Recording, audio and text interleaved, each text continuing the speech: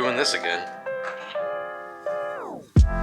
I bet you wouldn't believe if I told you that yes, we have another Anbernic handheld, and yes, it is powered by the H700 chipset that we've seen in quite a number of Anbernic devices this past year. Well, Anbernic is back at it again to conquer every form factor imaginable. This time around with a 4-inch vertical handheld that in many ways feels like a successor to the old RG351V from back in the day, with its single analog stick setup. The RG40XXV has the potential to yet again capture a piece of the budget retro handheld market, with a nice balance between form and function, as well as providing a larger screen for those of us struggling with aging eyes. So, as always, please join me, Rob the Retro Tech Dad, as we explore Anbernic's RG40XXV and see if going vertical is truly radical.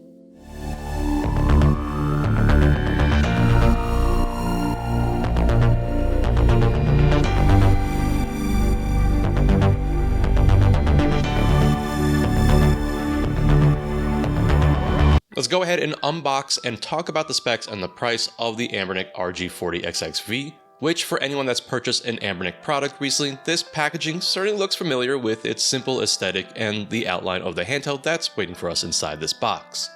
The 40XXV, as I mentioned, ships with a larger 4-inch IPS OCA laminated display at a resolution of 640 by 480. And of course, we have the return of that Allwinner H700, which is a quad-core chip running 4 Cortex A53 cores at a frequency of 1.5 GHz. The 40XXV ships with 1GB of LPDDR4 RAM and in several configurations that start with a primary 64GB microSD card that contains the OS and some games.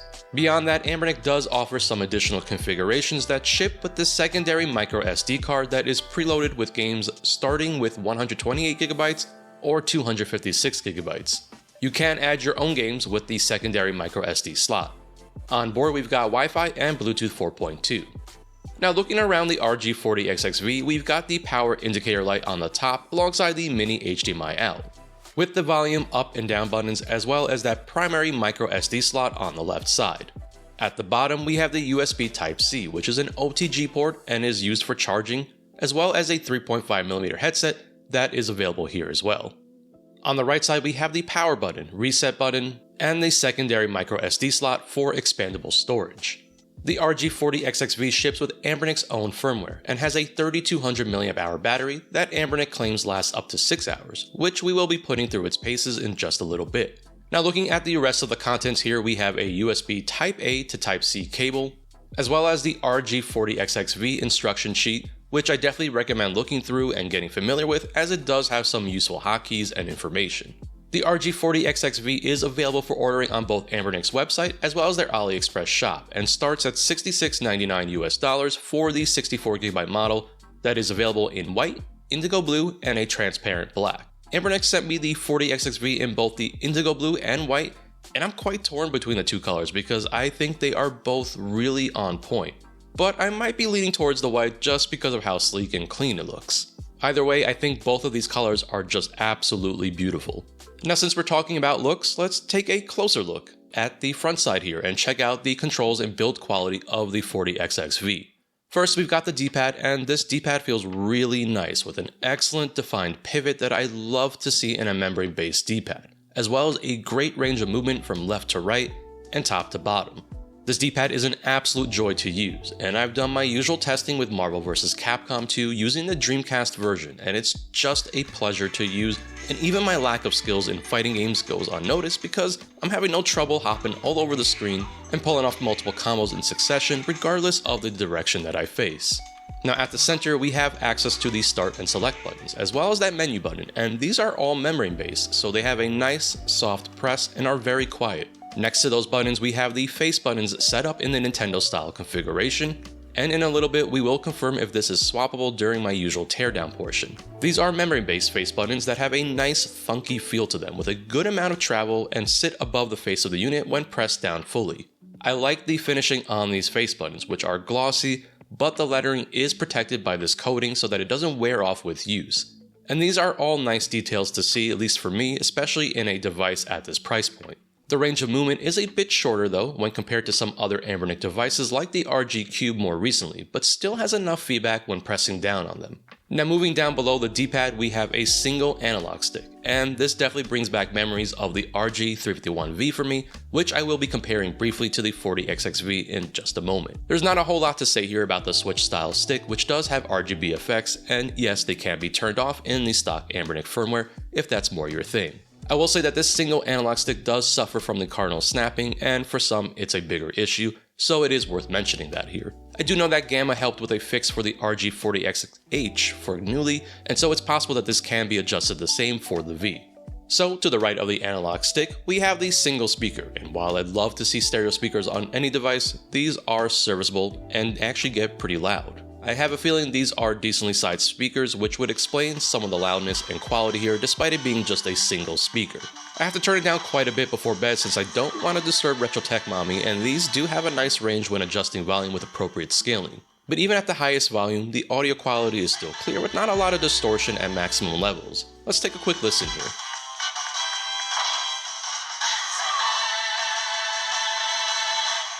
And of course, at the top, we have the hard-to-miss 4-inch IPS display that essentially takes up the entire available area, and certainly a nice improvement if you're coming from the RG351V. The display, at least for me, doesn't stand out in any particular way, and it's certainly not the brightest panel that I've used, but it is more than sufficient for indoor gaming during the day in a full lit room, and it does dim down to a nice level so that you don't disturb those around you at night. The contrast and colors are solid, the viewing angles are excellent, and on both of my units, I don't see any backlight bleeding issues with them. It's a solid screen overall, and I don't really have any real complaints about it. Now in terms of comfort, I find the device really nice to hold for longer gaming sessions. I never felt fatigued holding it regardless of the position that I was in. Everything here is easily accessible, and I like that given the power on hand here, we have the D-pad and face buttons up top, but that single analog stick is still within easy reach and further inset so that it's a bit more comfortable for your thumb to reach. The shoulder buttons on the back are curved down to help accommodate your fingers, which is great, and my only complaint is that the L1 and R1 are pretty easy to press, much like our old friend, the chunky 405V. For those that love their verticals, I think that overall this is a very comfortable device to hold. And really, just in general, the 40XXV is nicely made and feels quite substantial in the hands, despite only being 216 grams or about 7.5 ounces. Nothing is creaking or rattling on either one of these units here, and the plastics, finishing are all really nice feeling in the hands. But let's do a quick teardown to check out how things look and fare on the inside of the 40XXV, and also use this as an opportunity to confirm a few things. As always, I'll grab my trusty iFixit and size up the bit to remove the 6 hex screws that we have here on the back. Like nearly all Anbernic devices, this will need a 1.5mm hex bit so that we can get these screws out of here. Let's quickly remove these screws and then try to get this back shell off. The back shell is firmly in place even with the screws removed, so we will need to get some type of wedge tool in there to help separate the shell, which is probably held into place with retention tabs. As always, just go slowly around the shell and don't be like me, causing the handheld to go flying across the table. Patience is a virtue. Yeah, I'm good. You okay? Yeah. Okay, so maybe I should continue going down the right side instead, which seems to be a bit of a better access point. With all the tabs separated, make sure to not just yank the back shell off since we have the battery cable connected to the mainboard. Let's go ahead and disconnect this, and now we can take a closer look at the back of the shell, which houses the 3200 mAh battery. At the top right corner, we have a contact for the Wi-Fi antenna. The plastic is slightly bendable with some force, and let me just quickly scratch the inside of the shell to confirm that this isn't a painted color like I've seen with some other Anbernic devices, and yep, it's definitely this color through and through. So with the back cover out of the way, we can take a look at this mainboard with that H700 immediately standing out with its branding on the chip itself. We have a single vibration motor in the center, and a very interesting looking assembly for the analog stick. Now there's one very key thing that's definitely worth mentioning here, and if you notice, the chipset is away from the battery, and so we don't need to worry about heat being generated from the chip or the battery being close together with the 40XXV. So let's switch up bits, and I'll go with a Phillips head size 00 to remove the screws holding the mainboard in place. There are quite a number of screws that need to be removed here, with a total count of 10 screws, since the plastic cover over the analog stick does need to be removed in order to free the mainboard. Once all 10 screws have been removed, as well as that plastic piece, we can then easily lift the board out of the shell.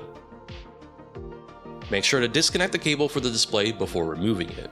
We now have our first look at the front of the board, and if you notice, the controls area is in white, which does matter for the transparent black model that Anbernic offers and is obviously an aesthetic choice. Looking around the analog stick area, and we do have the RGB lighting built right onto the mainboard, and the enclosure that the analog stick sits in helps to diffuse the light from the RGBs on the mainboard. It's a pretty interesting design. Okay, so with the mainboard out of the way, we now have access to the membranes, buttons, D-pad, and that single speaker, which is pretty sizable and explains why the audio is pretty decent on here. I'm pretty impressed with the interior front part of the shell. This is quite rigid, with a lot of plastic to support the overall strength of the handheld. Let's take a closer look at these membranes, and we can see the pretty solid travel when pressing down on them. And here's a close-up of the D-pad and the center post, which definitely explains why the pivot and the movement is solid. Okay, let's take a look at these face buttons now, and as I mentioned before, I really like the way these feel and how they are finished. They have a nice glossy coating on them, which also helps to protect the lettering. The good news here is that they are not uniquely keyed, and so we can easily swap them around if you prefer the Xbox style ABXY configuration over the Nintendo style one. And so that about does it here for our teardown, which allowed us to confirm the battery and chipset location, as well as the ability to swap the face buttons.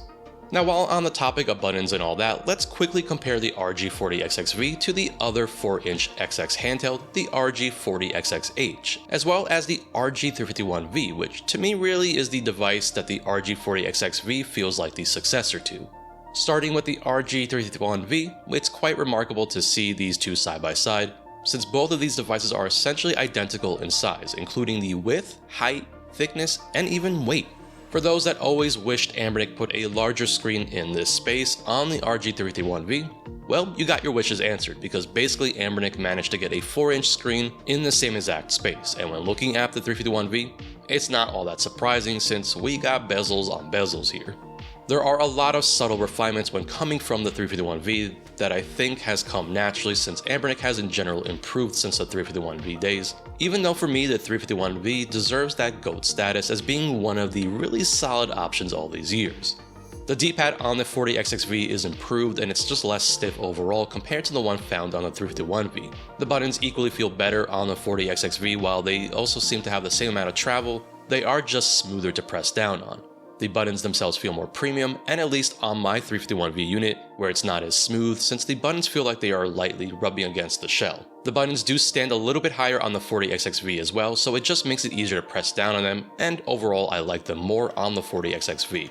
I think it's good that with the single analog stick, Anbernic opted to move it a little bit over, which does make sense for your thumb when reaching down for it. And the backside is quite similar as well, even right down to the ridges behind the battery area. We're getting a bit more of a curve with the design of the 40XXV, and this is both good and bad. As I mentioned earlier, I've had issues where I've hit the L1 and R1 accidentally, depending on how I hold the device, and that's partly because it's very easy to press with almost no stiffness to the buttons themselves. Now, oddly enough, the good is that these do feel better and less cheap when compared to the 351V, which also sounds louder and a bit harder to press down on. If you like the general feeling of the 351V, the 40XXV will definitely feel like home. And I just have to say that I think it's wild to think that we can get a device like the 40XXV with its capabilities at its price, especially when thinking about what the 351V went for and still sort of goes for today. Finally, just very briefly, I wanted to compare it to the 40XXH, which is just essentially the horizontal version of this device that came prior. The displays for the most part look identical here, and not all that surprising since they probably have the same 4-inch screen.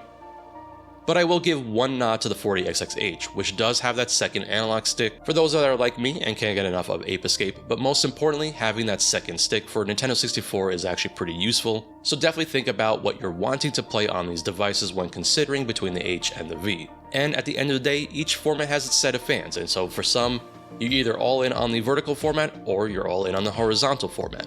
So it's finally time to talk about some emulation with the RG40XXV, since, that's what this thing was designed to do after all. For many viewers, I don't think there's going to be much of a surprise as to what we can expect to emulate here, since the H700 is a very well-known chipset that has been seen in numerous devices from Anbernic in the past year. Instead, I'm just going to focus on games that I really enjoy and are worth checking out here with the RG40XXV, or really any of the H700 devices, since these are games that do pretty well with it. If you want to see more games than what I'm showing here, definitely check out some of my other videos like the one I did for the RG35XX one of my absolute favorite H700 devices. So you can expect that games prior to the 5th generation will run great here, and once we move into the 5th generation, something like Sega Saturn, well, you know what I say, you can forget about it.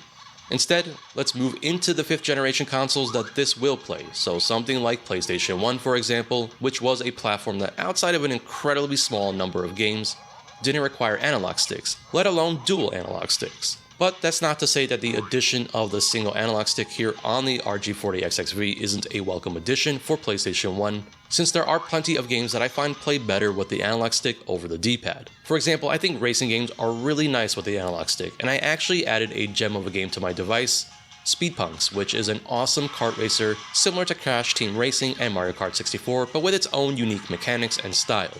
Speed Punks or Speed Freaks, depending on your territory, was developed by Funcom and is a game that I feel like has been forgotten at this point, so if you love kart racers, definitely give this one a shot. Another game that I've been really enjoying is Tempest X3, which is an updated version of Tempest 2000, and it features awesome visuals that were actually updated from the original Tempest 2000, as well as improved audio. I like having the analog stick for a game like Tempest, and it's perfect for a handheld device because of its pick up and play arcade style gameplay. Finally, I've been enjoying some Ms. Pac-Man Maze Madness, which is available on Nintendo 64 and Dreamcast as well, but I have a bit of nostalgia for the PlayStation version since that is the console that I first experienced the game on, and I've also got some good retro handheld memories of the game, playing through it completely on the old Retroid Pocket 2 Plus. I'd love to hear some of your retro handheld memories with older devices, so definitely share down below in the comments. So let's move on to Nintendo 64, and having that single analog stick for Nintendo 64 actually makes a lot of sense, since the Nintendo 64 was a platform that centered primarily around the analog stick input. I am pretty bummed that we don't have 2 additional face buttons, since this would be an overall pretty solid way to enjoy Nintendo 64 at this low price point. It also does make the RG40XXH the better option for those very serious about a budget Nintendo 64 device, since the C button inputs can be mapped to the second analog stick, which is missing here with the RG40XXV. Regardless, I still went through a lot of my favorite games on Nintendo 64 that I thought would work well with a single analog stick setup, and like PlayStation 1, I definitely think a lot of racing type games will work really well here, including Hydro Thunder, Beetle Adventure Racing, and of course Wave Race 64, which I am yet again mentioning because Nintendo seriously needs to give us a new entry in this awesome franchise. All 3 of these racing games run quite well on the 40XXV. It's important to reiterate for those that aren't familiar with the H700 that Nintendo 64, while quite playable on the RG40XXV, is still not perfect, and there are games that will be problematic and not at full speed, such as Yoshi's Story. But something like Blast Corps, which is an awesome game from Rare, works great here, and again, I do like having the analog stick for a game like this. Finally, a game that isn't completely perfect, but another one I always have fun with for a quick pick up and play session is something like Mario Tennis, which does have graphical issues but still pretty solid, and again, it's a good fit with the RG40XXV and the single analog stick. Now, checking out a platform that isn't as known as something like the Nintendo 64 would have to be the Atomiswave, which is an arcade platform designed by Sammy, and was based on the Sega Dreamcast. Which is why in more recent times we have seen cool community ports from Atomiswave to the Dreamcast. Dolphin Blue for me has always been the highlight of Atomiswave, since I absolutely adore games like Metal Slug, and with Dolphin Blue we get gorgeous graphics, and most importantly, you get to ride on a dolphin shooting away at baddies, which alone is enough of a reason to check this game out. It's a good game to highlight since performance isn't perfect with this one, but it's still quite a blast and does surprisingly better than expected here with the RG40XXV.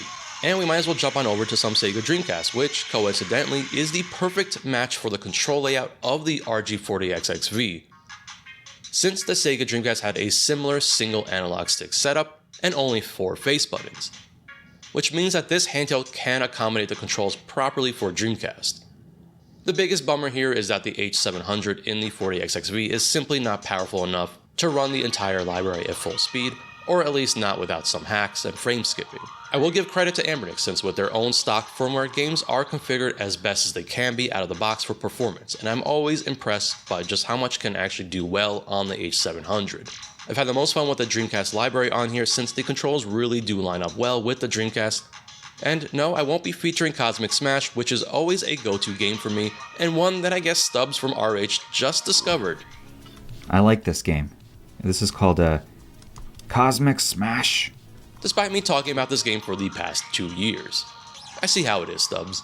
Anyways, something like Rez very much gives me those cool vibes and has always been a consistent favorite of mine for the Dreamcast and all the other platforms that it has appeared on since. Tetsuya Mizuguchi, who is the mind behind Rez, is responsible for a lot of my personal favorite games like Lumines and Tetris Effect. Now for a game that I feel like is overlooked and maybe forgotten about is Alien Front Online. And back in the day, I was very lucky to actually experience the online portion of this game with the voice chat function, and let me tell you, online multiplayer with the Sega Dreamcast was always a treat. And Alien Front Online is just good old mindless fun that was an expanded version of the arcade game with the same name. Alien Front Online is a North American exclusive for the Dreamcast, and probably part of the reason why this one isn't as well known, especially for Sega Dreamcast fans overseas. Finally, one last game I wanted to show off here, and it's definitely another one of those overlooked and forgotten games. Super Magnetic Neo is a 3D platformer very much like Crash Bandicoot, and there's not a whole lot like it on the Sega Dreamcast, which it is still exclusive to, having never been ported anywhere else. The game has some interesting gameplay mechanics thanks to the main character who can use magnetic fields to either attack or capture enemies, and for the most part this is a pretty solid platforming game that is well worth checking out for any Dreamcast fan, and best part, it works great on the 40XXV, especially since we have the ideal control scheme here. Let's now move to the PlayStation Portable, which is definitely the upper limit of what's possible with the H700, and while not my preferred platform to play on these devices, mostly because of the aspect ratios that don't match the PSP's 16:9 screen, I know that many viewers do enjoy playing PSP. Now out of the box, PSP games are configured to utilize the entirety of the 40XXV's display, so the image is stretched, and even if you go into settings and then change it to its correct aspect ratio, you are naturally getting a larger viewable image here compared to devices that have a 3.5-inch screen. PlayStation Portable will mostly do well with the lighter games like Lumines and Loco Roco, and again with frame skipping and tweaks, even something like Ridge Racer can run decently, but it's still not going to be perfect, and I consider PSP a nice bonus here. Now speaking of customizations out of the box, I will say that I've been quite impressed with Anbernic's stock firmware. This is something that has greatly improved since we first started seeing this in devices like the RG40XXV, and it's something that has continued to improve with each release by Anbernic.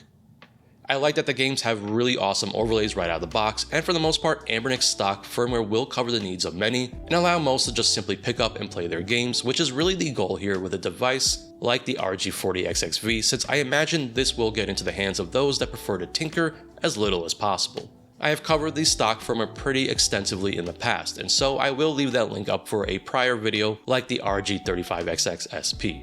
But for those that do like to tinker, the huge benefit of keeping a consistent ecosystem that uses the same chipset allows for custom firmware options to happen pretty much instantly.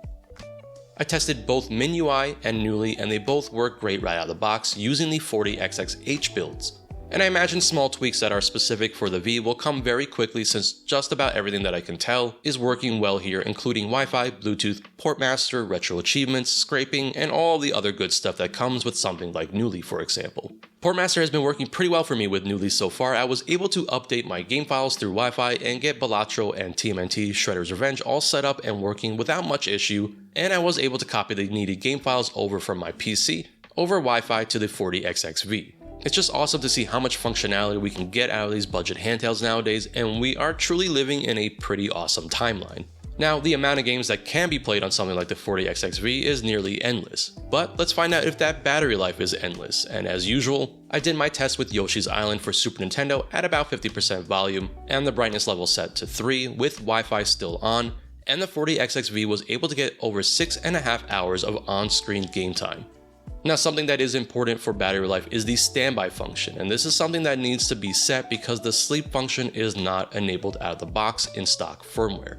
If you don't do this, you will probably find your device dead after about a day, since just pressing the power switch will just turn the display off and doesn't really put the device into sleep. So it is important to remember to do this with the 40XXV when you receive it. You can do this by going into the App Center and then selecting Apps, and here you will find all sorts of tools. The one you will want to set is the Quick Shutdown, which will allow you to specify what action the power switch should have when pressing it. And once that's been set, While not the fastest way to sleep and resume a game, it does minimize the battery life lost and allows you to jump right back into your game. I put the device to sleep at around 9 PM with 86% and didn't turn it back on until I was at my desk at about 8 AM and it was at 85%, so it's definitely doing its job. And so that about does it for this one. I think the 40XXV is another solid device from Anbernic, and for those that are looking for a larger display in the vertical format, or perhaps an upgrade from their old 351V.